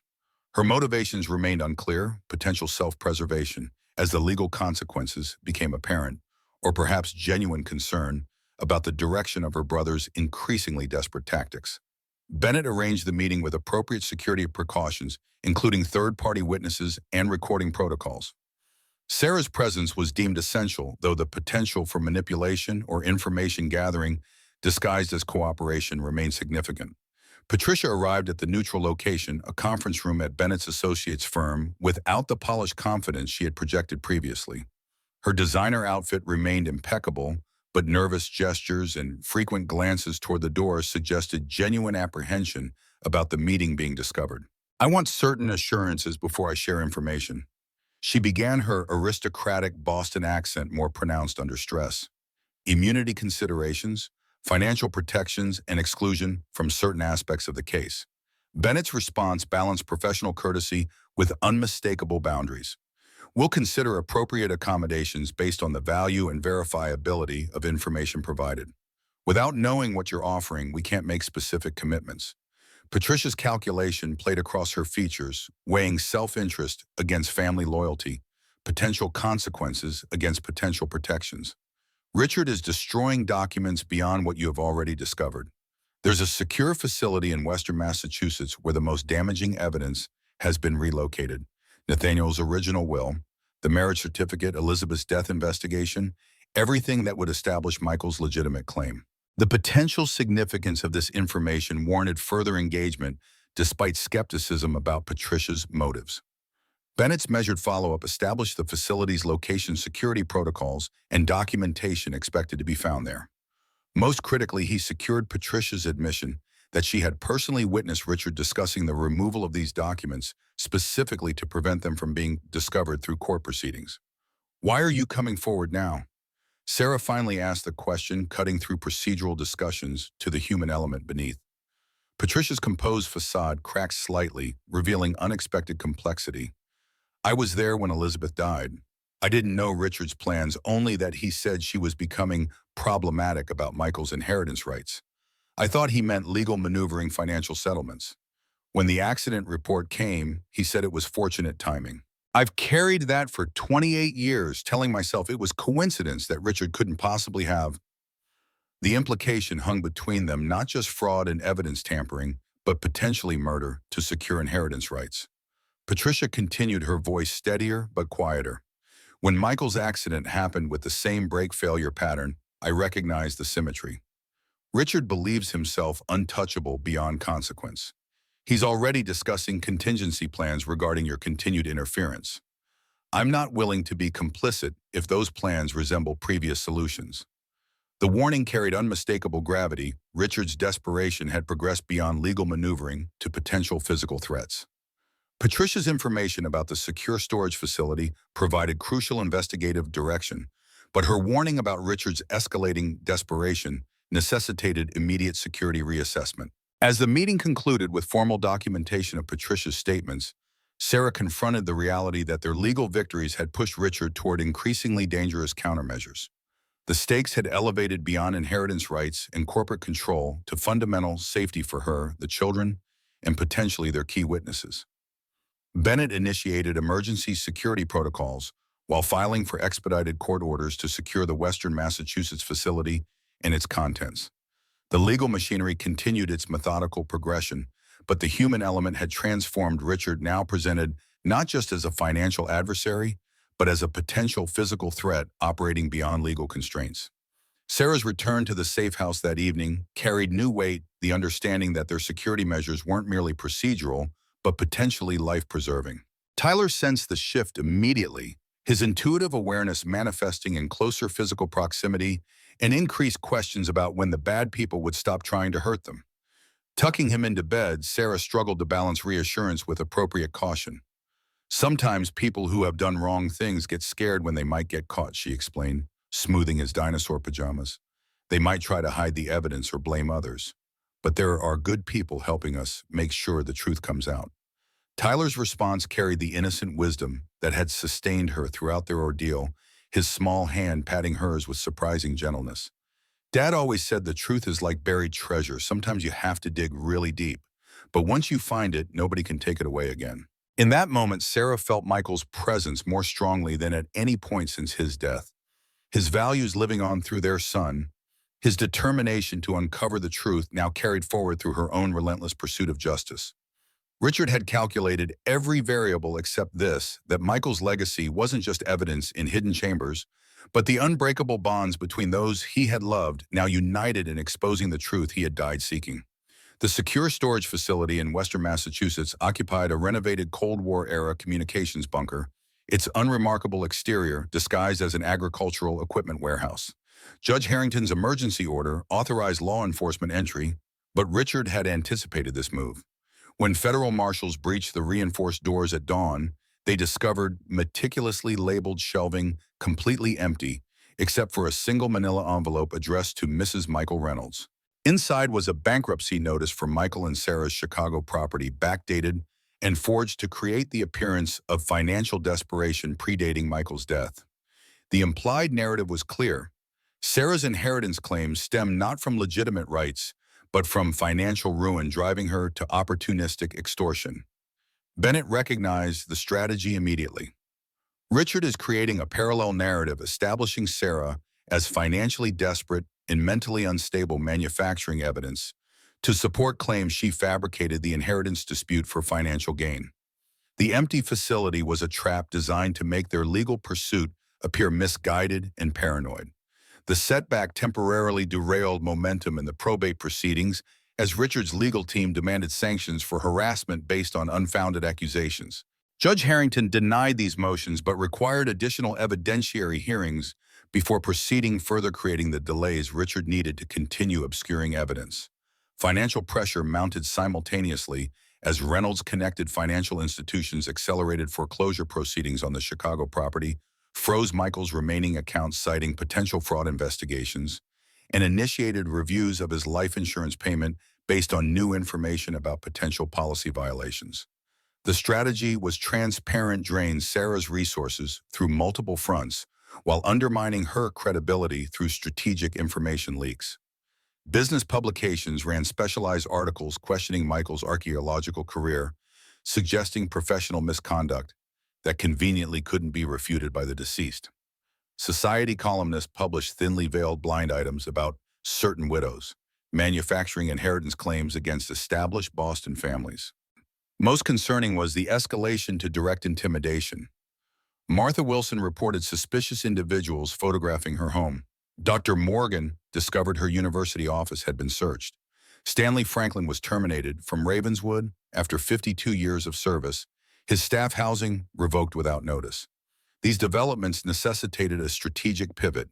"We need to stop playing defense," Sarah insisted during the emergency strategy meeting. "Richard anticipates conventional legal approaches and prepares countermeasures before we even file motions. We need to act where he doesn't expect us." The revised approach focused on two parallel tracks, one following traditional legal processes to maintain legitimacy, while a separate investigative effort pursued unconventional avenues Richard might not have secured. Jonathan Reynolds' recent breakdown potentially created vulnerability in Richard's carefully constructed facade. Diane Reynolds, Jonathan's current wife and mother of his teenage daughters, had remained conspicuously absent throughout the proceedings.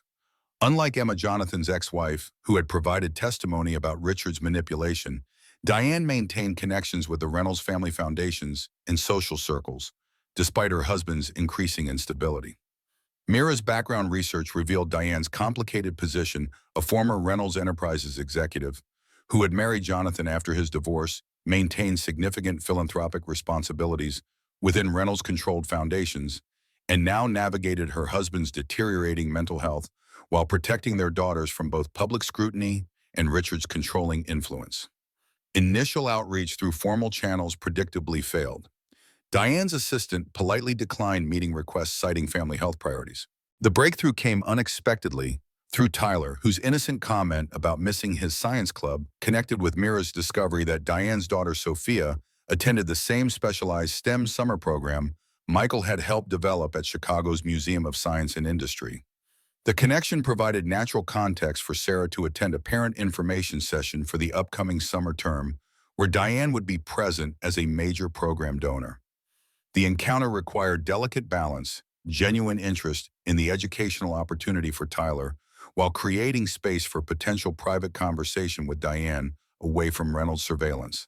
The museum's soaring central atrium hummed with parental ambition as families navigated information booths about robotics competitions, geological expeditions, and astronomical observation programs. Tyler's genuine enthusiasm for the engineering exhibits provided natural cover as Sarah positioned herself near the donor recognition wall where Diane Reynolds reviewed program metrics with the museum director. Their accidental encounter in the adjacent botanical garden exhibit created the appearance of uncomfortable coincidence rather than orchestrated meeting. Diane's initially rigid posture reflected the expected Reynolds response, but shifted subtly as Tyler engaged her daughter Sophia in animated conversation about dinosaur biomechanics, creating a moment of authentic connection beyond the adult conflict. "I know who you are, obviously," Diane acknowledged once the children moved slightly ahead, examining plant specimens together. "And I assume this isn't coincidental." Sarah's response balanced directness with respect for Diane's complicated position. "Your husband is being destroyed in service of protecting Richard. Jonathan's breakdown isn't just personal tragedy, it's a symptom of decades maintaining family secrets at tremendous psychological cost. Whatever Richard has told you about me or my motives, ask yourself whether Jonathan's condition might reflect the truth he can no longer reconcile with family loyalty." The carefully calculated appeal to Diane's concern for her husband created momentary connection as her professional facade briefly revealed the exhaustion beneath. The museum setting provided both privacy and plausible deniability, two mothers discussing educational opportunities, while their children bonded over shared interests, nothing suspicious to report to Richard's surveillance network. Diane's response came days later through unexpected channels, a donation to Tyler's Science Club membership, delivered anonymously containing an unmarked thumb drive hidden within the registration materials. The drive contained accounting records Jonathan had apparently secured before his breakdown, systematic documentation of funds transferred from Reynolds Enterprises to offshore accounts, coinciding with Elizabeth Harlow's fatal accident investigation, and similar transactions following Michael's death. Most critically, it included email correspondence between Richard and private security contractors discussing document migration from the Ravenswood hidden chamber to multiple secure locations, not just the empty facility they had already discovered. The records identified 3 additional document repositories, including a private vault within Richard's Boston residence. This evidence created legitimate grounds for expanded search warrants while revealing Richard's contingency planning. He had anticipated potential discovery of one location, but distributed evidence across multiple sites to prevent comprehensive exposure through any single breach. The strategy reflected both intelligence and paranoia, protecting critical evidence while creating redundant security against exposure. Bennett immediately filed motions for additional search warrants based on the new evidence, while implementing enhanced security protocols to protect the electronic records and their provenance. The documented financial transfers provided the first concrete connection between Richard and Elizabeth's death, potentially supporting criminal investigation beyond civil proceedings. Richard's countermove demonstrated increasing desperation. Child Protective Services received anonymous reports claiming Tyler showed signs of coaching and psychological manipulation. The supporting evidence included selectively edited recordings of conversations between Tyler and court-appointed evaluators, with Elizabeth's name and critical context removed, to create the appearance of Sarah manufacturing inheritance claims and coaching Tyler to support them.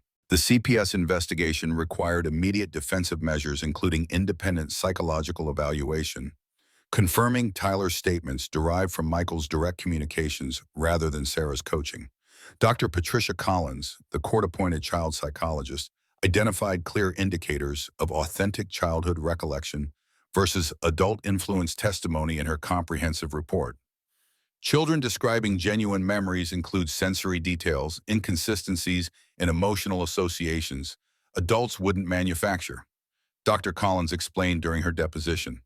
Tyler's accounts of the castle and hidden treasures contain precisely these elements. Specific textures, sounds, and emotional impressions a child would naturally retain, including details he found personally meaningful that an adult wouldn't consider significant if fabricating testimony. The CPS investigation ultimately strengthened their case by documenting Richard's attempted manipulation of protective services to weaponize child welfare concerns, a tactic that backfired when investigators recognized the selective editing of evidence.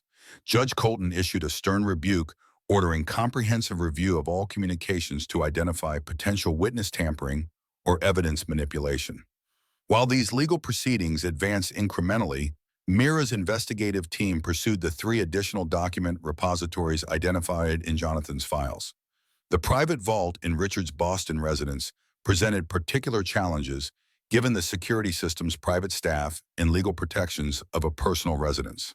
Direct law enforcement access required evidence standards they hadn't yet established for that specific location. The solution emerged from unexpected quarters when Victoria Reynolds contacted Bennett's office, requesting a confidential meeting independent of Richard's knowledge. Her motivation appeared to be self-preservation rather than conscious recognition that Richard's increasingly erratic decisions threatened her own security and social standing as his legal spouse. I maintain certain exclusive access privileges. Richard doesn't monitor, Victoria explained during their carefully structured meeting, her usual aristocratic confidence diminished by visible stress. The household staff reports to me for domestic matters, regardless of his instructions. The East Wing renovation includes his private study and vault, allegedly for acoustic improvement, but primarily to relocate sensitive materials he doesn't trust elsewhere. Victoria's price for cooperation reflected pure self-interest, immunity from potential financial claims, maintenance of her social position through controlled narrative about her involvement, and protection from Richard's potential retaliation when he discovered her assistance. The negotiated agreement provided limited immunity for past knowledge without participation in exchange for documented testimony and access assistance. With Victoria's cooperation, independent documentation specialists gained access to Richard's private vault during his extended business lunch with Reynolds Enterprises board members. The contracted firm specialized in forensic documentation for high-profile divorces, employing techniques that left no trace of examination while creating court-admissible records of discovered materials. The vault's contents exceeded their expectations, not just isolated documents, but comprehensive archives Richard had maintained with pathological thoroughness. Nathaniel's original will explicitly recognize Michael as his eldest legitimate son and primary heir. Elizabeth and Nathaniel's original marriage certificate confirmed their legal union predated his marriage to Constance. Most damaging were Richard's handwritten journals documenting decades of systematic fraud, including explicit acknowledgement of arranging permanent solutions to both Elizabeth and Michael's inheritance complications. The documentation team transferred nothing preserving the chain of evidence for formal law enforcement seizure, but created comprehensive digital records meeting evidentiary standards for both civil and criminal proceedings. Victoria's provision of vault access codes and security schedules enabled this critical evidence collection without alerting Richard to the breach. Judge Harrington reviewed the new evidence in chambers given its potentially criminal implications, then ordered immediate preservation through court-appointed custodians and referral to the U.S. Attorney's Office for criminal investigation consideration. The probate case accelerated with scheduled hearings to authenticate Nathaniel's original will and establish Michael's legitimate status as primary heir. Richard's realization that his private vault had been compromised triggered increasingly erratic behavior. Security footage captured him personally removing documents from Reynolds Enterprises headquarters at 2 a.m., violating multiple court orders. Board members received rambling, late-night messages questioning their loyalty. Most concerning, he terminated his longtime security staff, replacing them with contractors from a firm specializing in executive extraction and crisis relocation, essentially professionals who helped wealthy clients flee jurisdictions ahead of legal consequences. The acceleration suggested imminent flight risk, prompting Bennett to request emergency travel restrictions and asset freezes. Judge Harrington granted these motions based on documented evidence of ongoing document removal and suspicious financial transfers to non-extradition countries. Richard's desperation culminated in his most reckless action, filing emergency motions questioning Tyler's paternity, demanding DNA testing to confirm Michael's biological connection to the children. The transparent attempt to undermine inheritance claims by attacking familial relationships backfired dramatically when Bennett produced Michael's medical records documenting fertility treatments the couple had pursued, including genetic testing, that had already established paternity conclusively. The court's patience with Richard's tactics finally exhausted. Judge Harrington issued comprehensive evidence preservation orders, appointed independent receivers for Ravenswood Estate and Reynolds Enterprises corporate records, and scheduled expedited hearings to resolve the inheritance questions definitively. Most significantly, she referred evidence of potential criminal acts to federal prosecutors with a strongly worded assessment of Richard's systematic pattern of document destruction, witness intimidation, and potential fraud upon the court. Jonathan Reynolds' psychiatric condition stabilized sufficiently for limited deposition testimony from his treatment facility, controlled questioning under medical supervision to prevent psychological decompensation while securing critical testimony. His treating psychiatrist allowed specific questioning about document locations and financial transactions while protecting him from broader emotional triggers regarding family dynamics or his brother's potentially criminal actions. The deposition revealed Jonathan's decades-long internal conflict, maintaining family loyalty while harboring increasing moral distress about Richard's methods. His testimony confirmed Richard's direct involvement in suppressing Nathaniel's original will, manipulating corporate records to maintain control, and explicit discussions about eliminating complications regarding inheritance claims. Most significantly, Jonathan disclosed the existence of recorded conversations preserved as personal protection insurance against Richard eventually turning against him. These recordings, secured in his attorney's possession, documented explicit conversations where Richard discussed arranging mechanical failures in both Elizabeth and Michael's fatal accidents. The evidentiary cascade finally triggered formal criminal investigation, with FBI agents securing Ravenswood Estate, Reynolds Enterprises headquarters, and Richard's personal residences simultaneously. Richard himself was detained, attempting to board a private aircraft at Hanscom Field, with extensive cash reserves and documentation for foreign banking access, the classic flight profile of someone fleeing prosecution. Patricia Reynolds negotiated limited immunity in exchange for comprehensive testimony about decades of financial manipulation, evidence tampering, and her knowledge of Richard's involvement in Elizabeth's death. Her testimony painted Richard not as a successful businessman protecting family interests, but as a pathological manipulator who had sacrificed multiple lives to maintain control of wealth he had inherited rather than created. Constance Reynolds, Richard's mother and Nathaniel's second wife, initially maintained public support for her son before private evidence review triggered her withdrawal from family affairs. Her subsequent stroke was attributed to stress by medical professionals, though Society columnists whispered about convenient timing, given mounting evidence she had participated in suppressing Nathaniel's first marriage documentation. Victoria Reynolds' calculated self-preservation continued through carefully managed testimony, acknowledging awareness of document manipulation while maintaining ignorance of potential criminal actions. Her practiced socialite skills translated effectively to carefully calibrated cooperation, providing enough evidence to secure her immunity agreement while preserving plausible deniability about the most serious allegations. Charlotte Reynolds, Richard's sister, proved the most surprising family response, approaching Sarah directly rather than through attorneys, her characteristic aristocratic reserve crumbling under apparent guilt. "I knew Richard was controlling, even cruel, but I never believed he would." The sentence remained unfinished, but her subsequent actions spoke clearly as she voluntarily provided comprehensive records of family financial manipulations she had documented privately over decades. The combined evidence created an overwhelming case in both civil and criminal proceedings. Judge Harrington ruled definitively that Michael was Nathaniel's legitimate eldest son under the inheritance provisions governing Ravenswood Estate, making Tyler and Emma the rightful heirs following their father's death. The ruling legally recognized Sarah as trustee, managing their inheritance until majority age, effectively transferring control of Ravenswood and its associated corporate voting rights to her management on their behalf. The corporate implications reverberated through financial markets as Reynolds Enterprises stock fluctuated wildly before stabilizing under interim management appointed by the board following Richard's arrest. Industry analysis anticipated significant restructuring once Sarah assumed control of the voting shares previously manipulated by Richard, with particular attention to charitable foundations that had functioned primarily as tax shelters under his direction.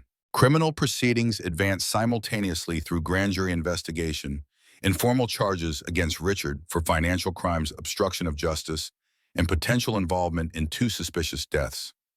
The evidence threshold for criminal prosecution of decades-old cases presented challenges, but the financial crimes and recent obstruction charges ensured significant legal consequences regardless of potential murder conviction. Throughout these dramatic legal developments, Sarah maintained singular focus on Tyler and Emma's well-being. The children responded differently to their changing circumstances. Emma remained largely unaware, beyond sensing her mother's fluctuating stress levels, while Tyler processed complex emotions through continuing dinosaur drawings that increasingly featured the good dinosaurs winning against the mean ones. The legal victory established their rights, but created new challenges navigating the implications of suddenly controlling significant wealth and property. Sarah approached these responsibilities with characteristic focus on fundamentals, securing appropriate education options for the children, establishing healthy boundaries with remaining Reynolds family members, and developing sustainable management structures for assets that would eventually transfer to Tyler and Emma. Ravenswood Estate itself presented particular complexity, a historic property with significant maintenance requirements, staff who had served under Richard's dysfunctional leadership, and emotional associations with both Michael's heritage and Richard's deception. The property's physical transformation began with comprehensive inspection of all buildings, including ground-penetrating radar, to identify any additional hidden chambers or structural concerns requiring remediation.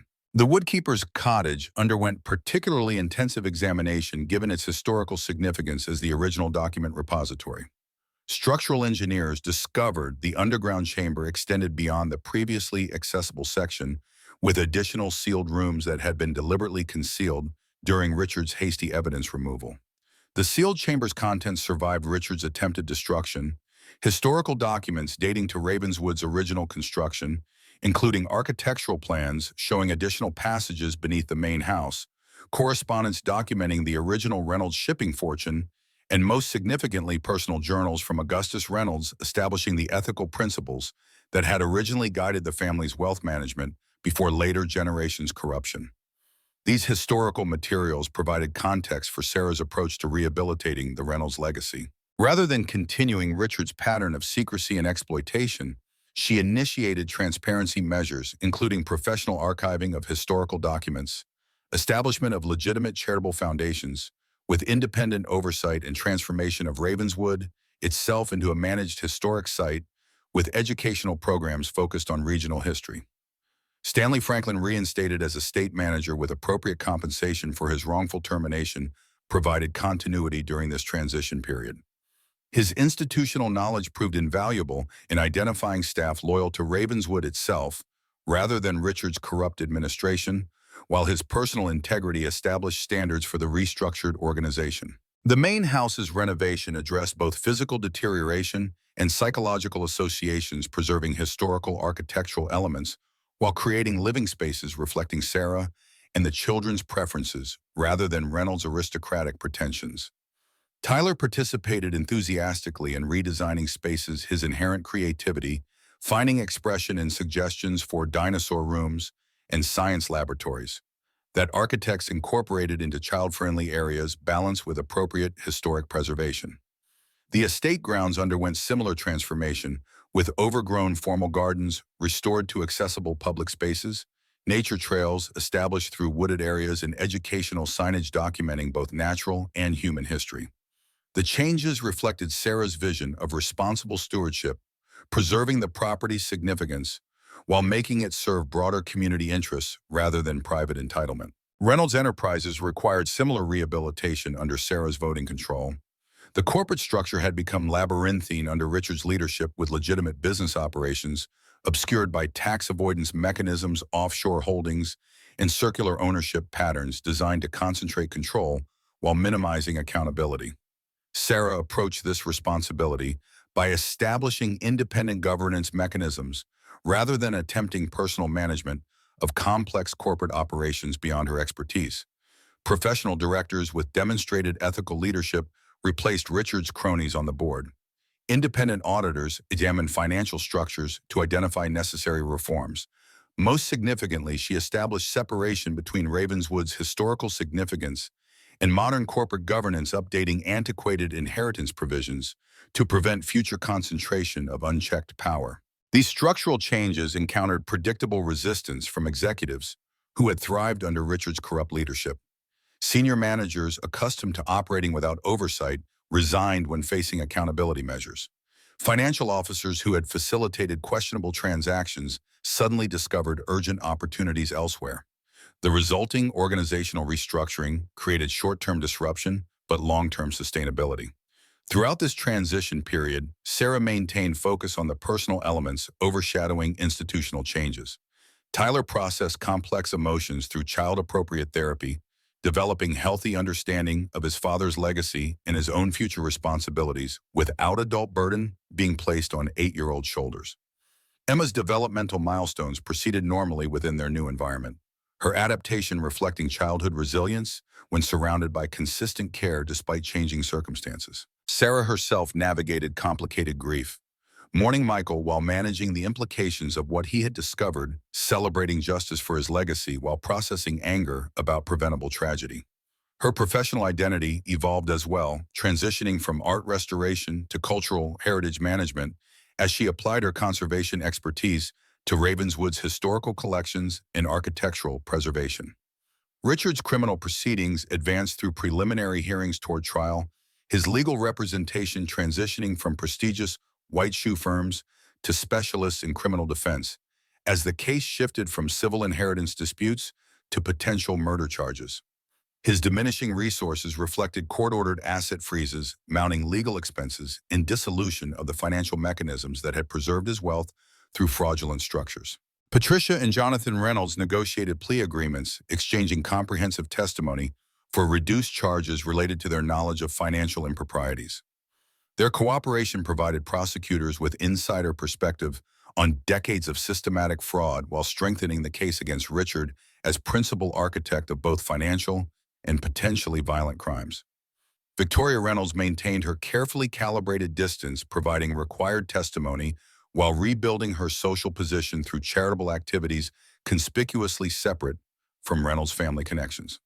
Her calculated reinvention as victim of Richard's deceptions rather than willing participant reflected the social adaptability that had initially secured her position within Boston's elite circles. The criminal trial itself became national news, with financial publications focusing on corporate governance implications, while general interest media explored the sensational elements of multi-generational family deception, suspicious deaths, and hidden fortune. Sarah declined all interview requests, protecting the children from media exposure while focusing on establishing their new normal away from public scrutiny. Judge Marion Keller, presiding over Richard's criminal trial, maintained strict control of proceedings that balanced defendant rights with witness protection and evidence integrity. The prosecution constructed methodical case progression from documented financial crimes through evidence tampering to the most serious charges regarding Elizabeth and Michael's deaths. Richard's courtroom demeanor deteriorated as proceedings advanced his initial aristocratic composure, giving way to visible agitation during particularly damaging testimony. The breaking point came during Jonathan's testimony about specific conversations where Richard had discussed ensuring brake failure as undetectable and effective for eliminating inheritance complications. The facade of controlled dignity finally shattered completely. "You pathetic failure," Richard shouted across the courtroom, decades of contempt concentrated in his expression. "You think anyone would have anything without my management? Father knew you were weak, that's why I controlled everything." Michael was just another complication, just like his interfering mother. Some accidents are necessary for the greater good of the family. The outburst, effectively a public confession, resulted in immediate recess and subsequent psychiatric evaluation before proceedings could continue. Richard's attorneys attempted to rehabilitate his statement through mental health mitigation strategies, but the documented pattern of calculated behavior undermined claims of temporary psychological break rather than mass-slipping revelation of his authentic perspective. The jury deliberated just 9 hours before returning guilty verdicts on all 37 counts, including first-degree murder in Elizabeth's death, second-degree murder in Michael's case, reflecting evidentiary limitations in the more recent case, and dozens of financial crimes carrying substantial additional penalties. Judge Keller's sentencing statement acknowledged the defendant's age while emphasizing the calculating nature of decades-long criminal enterprise resulting in multiple deaths, imposing consecutive sentences ensuring Richard would remain incarcerated for the remainder of his life. The conclusion of criminal proceedings enabled Sarah to fully focus on building the family's future rather than addressing past injustice. The transition from legal battles to normal life proceeded gradually, with ordinary routines replacing crisis management as the children established healthy patterns in their new environment. Ravenswood itself underwent physical transformation, paralleling its ownership transition. The formal entrance gates, previously marked private property, reopened with new signage, Ravenswood Historic Estate and Gardens Public Welcome. The main house balanced private family quarters with museum spaces, documenting regional history through the lens of one family's evolution. The woodkeeper's cottage, fully restored with its underground chambers preserved as historical exhibit, became centerpiece of educational programs exploring documentation methods from Revolutionary era through digital archives. Tyler thrived in this environment, his natural curiosity finding endless outlets in both estate exploration and expanded educational opportunities. His bedroom in the renovated East Wing overlooked gardens being restored to historically accurate plantings, while his play areas incorporated both historic elements and modern childhood necessities. His understanding of his inheritance evolved with age-appropriate complexity, not focused on wealth, but on responsibility to preserve both physical property and ethical principles his father had rediscovered. Emma's early development proceeded without conscious awareness of the dramatic circumstances surrounding her family transition. Her first clear memories would form in restored Ravenswood spaces rather than Chicago's modest bungalow, creating different baseline understanding of normal that Sarah balanced through deliberate exposure to diverse experiences beyond privileged estate grounds. The Reynolds corporate entities stabilized under professional management, with Sarah's oversight as trustee for the children's interests. The business operations separated from corrupt practices that had artificially inflated profits under Richard's leadership, established sustainable growth patterns based on legitimate market performance rather than exploitation and fraud. The restructured charitable foundations directed resources toward meaningful community impact rather than tax avoidance mechanisms, creating genuine social benefit while preserving the family's constructive legacy elements. Boston's social ecosystem adjusted to dramatic Reynolds family reconfiguration with predictable adaptive behaviors. Former Richard allies strategically distanced themselves while cultivating connections with Sarah's emerging leadership. Victoria maintained carefully calibrated social presence, balanced between acknowledging past connections and establishing independent identity. The children's eventual social integration would proceed with Sarah's protective oversight, ensuring authentic relationships rather than calculated positioning. 2 years after the initial court filings, Sarah walked alone through Ravenswood's autumn gardens, leaves creating copper pathways between historic structures now properly maintained and purposefully utilized. The property's transformation reflected her guiding philosophy, preserving historical significance while ensuring practical functionality and meaningful access rather than performative preservation without purpose. The memorial garden established near the restored woodkeeper's cottage featured simple granite marker inscribed with Michael's name, his birth and death dates, and the quote from his journal that had guided Sarah throughout their journey. Truth becomes inheritance only when preserved for those who follow. Nearby bench provided quiet reflection space where Sarah sometimes brought their children to maintain connection with the father whose determination had secured their rightful place despite devastating personal cost. Nathaniel and Elizabeth received similar memorial recognition, their previously erased marriage acknowledged through historical documentation in the estate's public exhibits. The historical narrative presented neither sanitized glorification nor sensationalized scandal, but factual accounting of complex human choices with intergenerational consequences, both constructive contributions and tragic failures documented with equal accuracy. Sarah's personal healing progressed alongside the estate's physical transformation. Professional purpose emerged through cultural heritage management, combining her art restoration expertise with newfound responsibility for historically significant property. Emotional recovery advanced through balanced focus on the children's well-being, appropriate grief processing, and gradually emerging capacity for future possibilities beyond crisis response. Tyler and Emma adapted to their transformed circumstances with childhood resilience, supported by consistent caregiving and appropriate therapeutic resources. Tyler's questions about family history received increasingly detailed responses as his maturity developed, building age-appropriate understanding of both privilege and responsibility inherent in his inheritance. Emma's formative experiences incorporated deliberately diverse environments, ensuring her development included broader perspectives beyond estate boundaries. The family established new traditions reflecting their unique circumstances rather than attempting to replicate either Sarah and Michael's previous modest lifestyle or Reynolds' family aristocratic patterns. Holiday celebrations incorporated both intimate family moments and appropriate community engagement through educational programs and charitable initiatives utilizing Ravenswood resources for broader benefit. Rebecca Morgan's ongoing historical research partnership provided both professional collaboration and personal friendship for Sarah, as Ravenswood's archives yielded new discoveries about regional development through one family's documented evolution. The academic perspective balanced practical management considerations, ensuring preservation decisions incorporated scholarly standards alongside functional requirements. Jack Bennett's transition from legal representative to trusted advisor included regular consultation on corporate governance matters while maintaining appropriate professional boundaries. His experience navigating wealthy family dynamics provided valuable perspective as Sarah established governance structures protecting the children's interests while preventing future power concentration, enabling abusive control. Meera Patel's security expertise remained relevant through transition from crisis management to appropriate ongoing protection, reflecting the family's public profile without creating institutional paranoia mirroring Richard's pathological approach. Her methodical security assessments balanced genuine risk management with normalized childhood experiences for Tyler and Emma.